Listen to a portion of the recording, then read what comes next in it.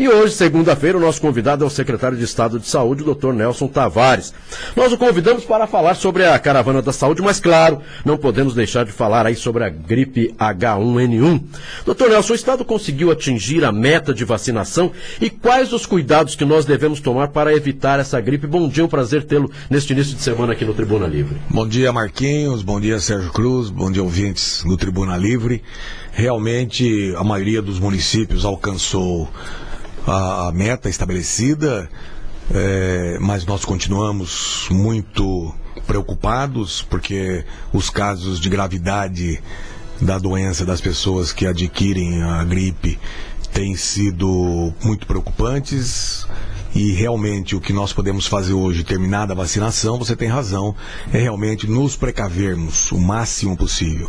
A maioria das pessoas já sabem como é que tem que tomar as medidas higiênicas normais, não é isso? Uhum. E o que eu aproveitaria a oportunidade para falar aqui, Marquinhos, é que especialmente as pessoas do grupo de risco, quando tiverem os primeiros sintomas respiratórios, isso é muito importante, quer dizer, as pessoas idosas, as pessoas que têm alguma doença associada, tiver o primeiro sintoma respiratório, tem que procurar o serviço de saúde, porque os serviços de saúde já estão capacitados para identificar essas pessoas e dar uma prioridade no atendimento, e principalmente dar acompanhamento a essas pessoas.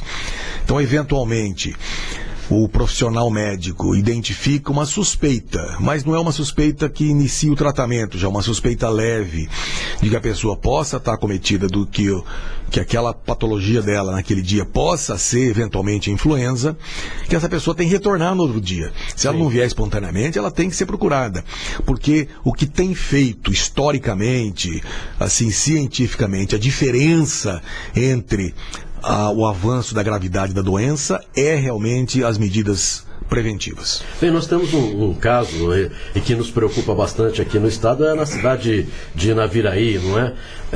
O que acontece? É uma coisa anormal que está acontecendo em Naviraí, com muitas pessoas ali com H1N1? Não. Na verdade, o estado de Mato Grosso do Sul, no Brasil todo, nós não podemos falar em epidemia, não podemos falar em surto. Uhum. O número de pessoas contaminadas com a doença, mesmo suspeitos, é muito baixo. Ele é perfeitamente esperado porque é uma doença sazonal. Certo. A preocupação maior que nós temos tido é exatamente com o tratamento das pessoas que têm a gripe. Uhum.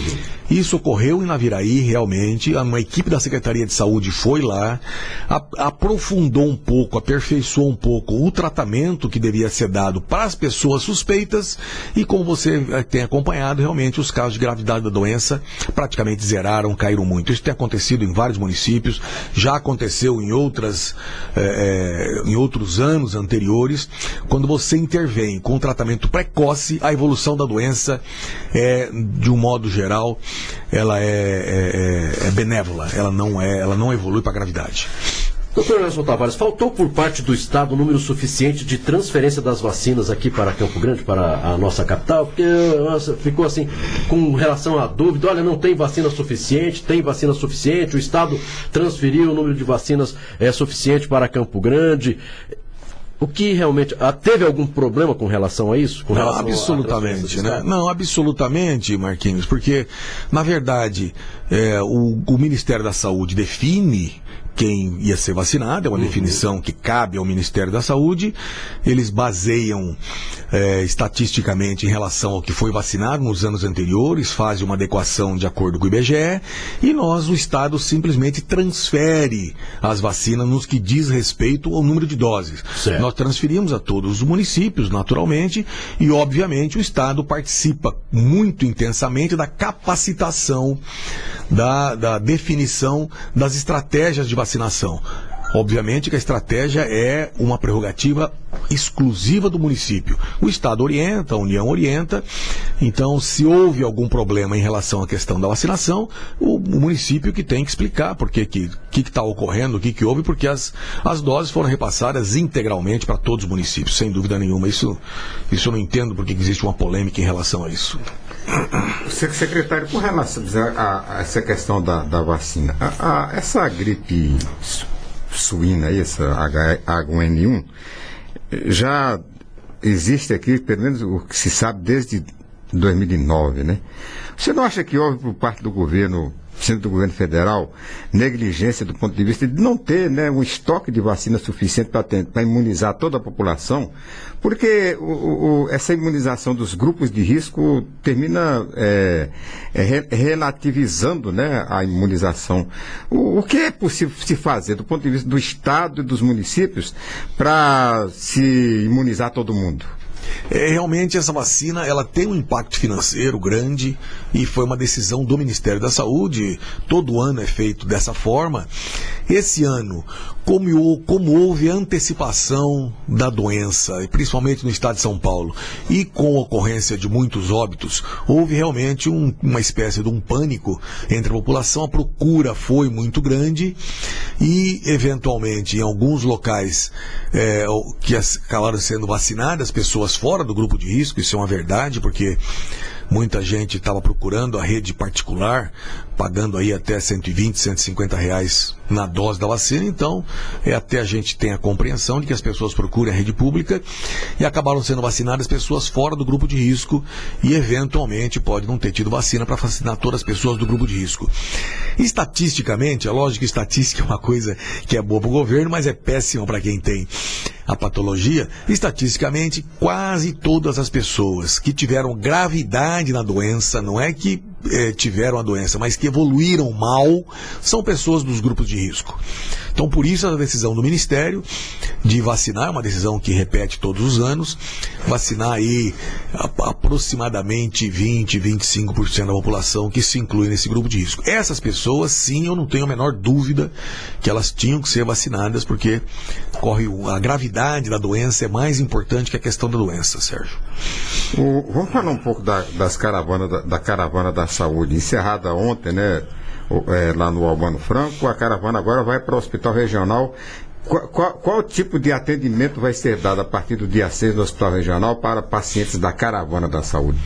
O Sérgio, o que já está definido, quando na semana retrasada o governador com o grupo identificou que o que havia previsto ia ser insuficiente, porque realmente as filas são muito maiores do que haviam indicado os municípios, aqui a demanda era muito maior, existe uma demanda escondida nisso, nós definimos ampliar lá para o Hospital Regional. O que está definido já é que a oftalmologia continua nos mesmos moldes, quer dizer, pode ser a procura espontânea acima de 55 anos de idade. Nós estamos fazendo um serviço também fantástico, que muito pouco existe na rede aqui, que é endoscopia e colonoscopia também. Ele vai lá no mesmo sistema da caravana, no mesmo sistema da oftalmologia, ali junto no estacionamento do Hospital Regional. E nós estamos agora trabalhando em relação às consultas de especialidade, que também é um estrangulamento muito grande em toda a rede, e nós já definimos que vamos iniciar essas consultas durante os fins de semana dentro do próprio Hospital Regional.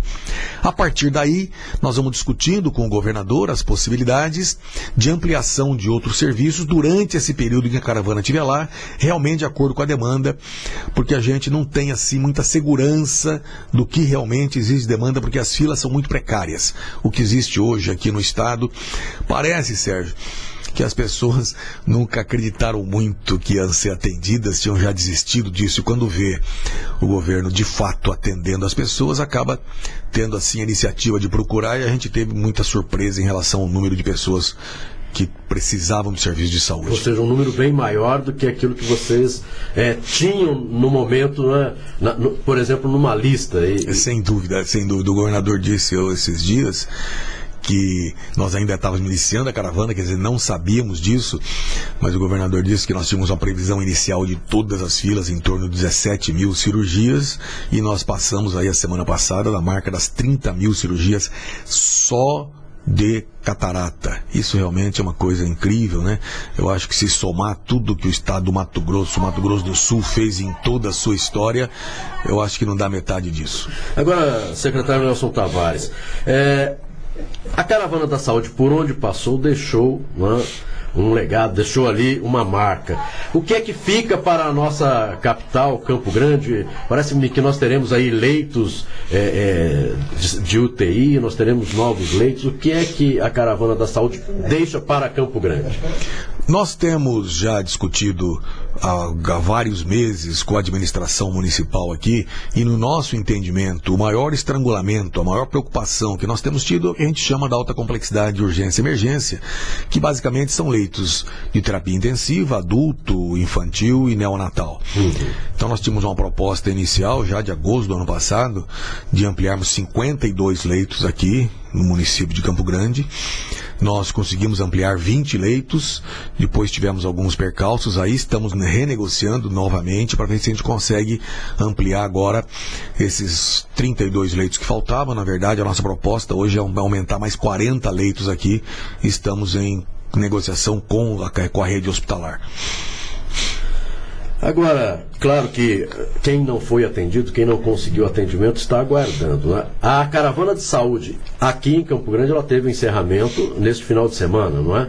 E que aí, a partir do dia 6, ela retoma, aí já no hospital regional, com uma estrutura menor, mas claro que com uma estrutura diferenciada, para continuar esse atendimento. Nesses dias aí que a caravana da saúde para, o que a população precisa fazer novamente? Uma ficha, se cadastrar? O que é que será feito? Ou continua do mesmo jeito? As pessoas que não foram atendidas é que terão essa prioridade? Como é que... Não, exatamente. As pessoas que não foram atendidas, por exemplo, vão ser atendidas normalmente, regularmente, no mesmo modelo que nós vimos até então. Agora, as pessoas que já estão na fila, que o espectro principal da caravana é esse, né? As pessoas que estão aí esperando há 5, 10, 15 anos, essas pessoas poderão continuar da mesma forma, procurando o serviço de saúde, que se elas estiverem na fila com o seu contato em dia, a Secretaria Estadual de Saúde está entrando em contato com essas pessoas, marcando local e data do seu atendimento. Isso é do pessoal fora da oftalmologia. Bem, secretário, nós sabemos que a caravana da saúde foi um sucesso no Mato Grosso do Sul, né, com relação ao atendimento, as pessoas que aguardavam por vários anos aí um atendimento que conseguiu. Nós estamos encerrando o mês de maio. A caravana da saúde ainda acontece esse ano de 2016 ou somente em 2017? Essa, na verdade, é uma definição do governador. Nós estamos levando algumas sugestões, temos discutido com ele já. Mas se discute ainda a continuação neste ano? Esse ano é muito difícil, porque a questão das eleições, elas acabam...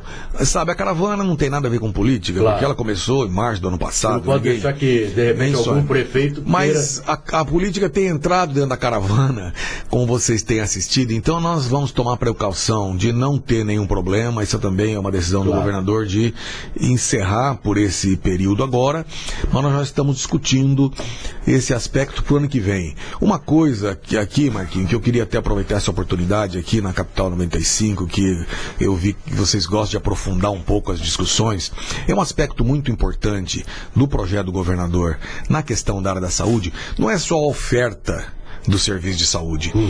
A gente está conseguindo oferecer, por exemplo, esse número fantástico aqui. Nós imaginamos que ia atender mais de 100 mil pessoas aqui, vamos atender mais de 100 mil pessoas. Por quê? Porque um aspecto fundamental do projeto do governador é a qualidade do gasto público. Não é só você ofertar serviço, porque isso vem sendo feito precariamente a vida toda. Por quê? Porque os custos são muito elevados.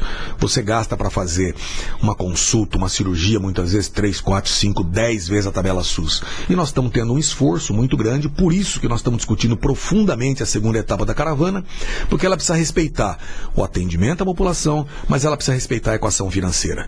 Não é possível, diante da situação que o Brasil está, que a gente vá fazer qualquer serviço de saúde a qualquer custo.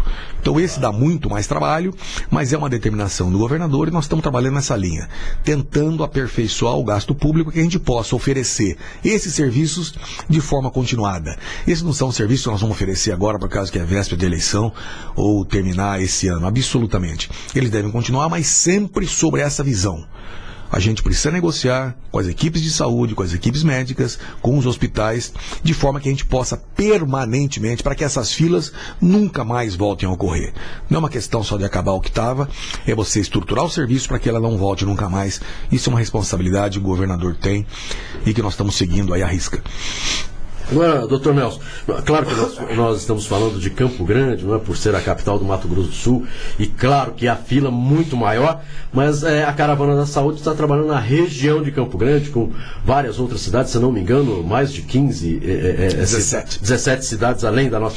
Como é que foi esse trabalho, e se esse trabalho a partir do dia 6 continua atendendo também esses outros municípios, ou é somente a capital? Não, sem dúvida nenhuma, o Estado, quando a gente diz que nós vamos fazer uma regulação estadual, é porque nós não olhamos a origem do cidadão. O cidadão é cidadão sul-mato-grossense, ele pode estar em Campo Grande, aqui, por exemplo, no caso dessa regional, ele pode estar em Camapuã, lá em Chapadão, São Gabriel, aqui, ou Maracaju. Nós estamos atendendo indistintamente todas as pessoas. Inclusive, na sexta-feira, nós iniciamos as cirurgias hospitalares, que nós temos mais facilidade de negociação já em São Gabriel. Estamos iniciando agora na quarta-feira em Sidrolândia também, 300 cirurgias nesses hospitais que nós temos procurado aqui, Marquinhos, também uma determinação nossa. Você vê a caravana, por que ela é um sucesso? Porque a gente vem se adaptando sempre às realidades, ela não é um modelo estático. Então, por exemplo, em Dourados e em Campo Grande, nós privilegiamos os serviços que não têm contratação direta com o SUS. Por quê? Porque a gente sabe que aqui já estão lotados, não é isso? A urgência, emergência, você imagina você começar a fazer cirurgia eletiva num hospital. Então nós estamos fazendo isso nos finais de semana, à noite, e em hospitais fora da rede. Então esse tem sido o objetivo, para que não atrapalhe a urgência e emergência. Doutor Nelson Tavares, quero agradecer mais uma vez a sua participação aqui no programa Tribuna Livre, aos esclarecimentos. Então, lembrando que a partir do dia 6 de junho, o retorno, ou a continuidade do trabalho aí da Caravana da Saúde, direto agora no Hospital Regional, com uma estrutura um pouco menor, mas claro, com a estrutura que as pessoas estão acostumadas com relação à Caravana da Saúde. Nosso muito obrigado, parabéns pelo trabalho que vem sendo realizado aí pelo Governo do Estado, pela Secretaria Estadual de Saúde. Eu que agradeço aqui a oportunidade da participação, Marquinhos, Sérgio Cruz, um bom dia.